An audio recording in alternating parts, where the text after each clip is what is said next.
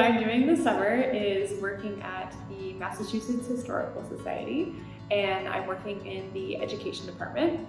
So my name is Isabella Dobson, and I am a third-year PhD student now at Boston University, and I study art history. I specifically study women artists and the female nude during the Italian Renaissance.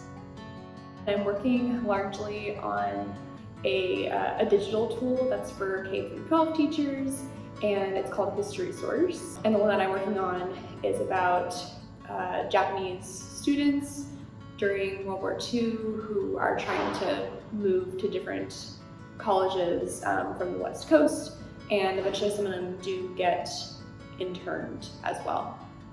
So I'm working on going through these sources and trying to whittle them down a little bit to put on the History Source website. I had really had no idea what I was going to find, and I was so surprised by just like the intense personal stories that I've encountered. So a lot of the women that are writing to Jean, and it's Jean's collection. Jean Boyd Schoolage is her name. But the women who are writing to her are in internment camps, and they talk about like not having enough food, not having very good food. One woman writes, what does she say? She says, I would literally die for an ice cream. So, and the reason that they're in these camps is not through any fault of their own. It's just based on their ancestry and on their race.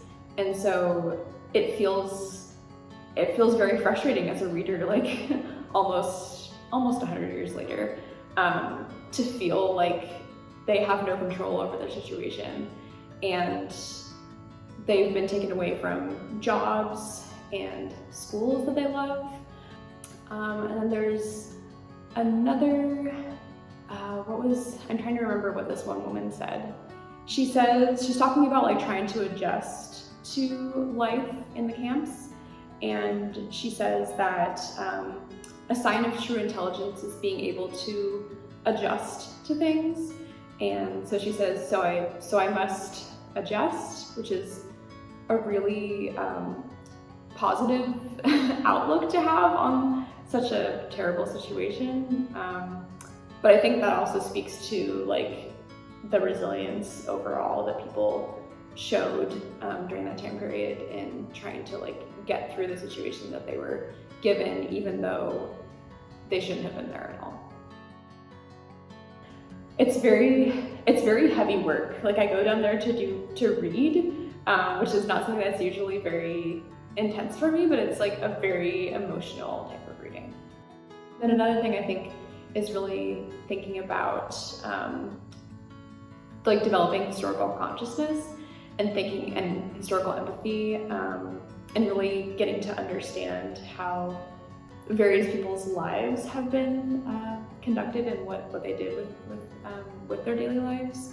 Some historical experiences really transcend time and kind of are repetitive in some ways. So I think advice I would give to anyone in an internship in general is to definitely talk to the people that you work with. I've gotten in touch with so many different people here that actually like could help me in my own scholarship, even though what I came here to do is not connected to my scholarship at all.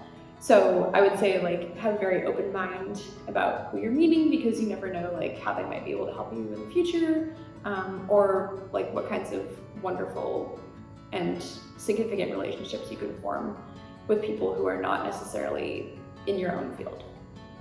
I have aspirations to be a professor one day, so having that will definitely be very helpful. But I think also working here has shown me that being a faculty member is not the only track that one can pursue, that there's really meaningful work to be done that's not necessarily connected to a university setting. So I'm really appreciative that this is like giving me other avenues to think about when I finally finish my degree many years from now.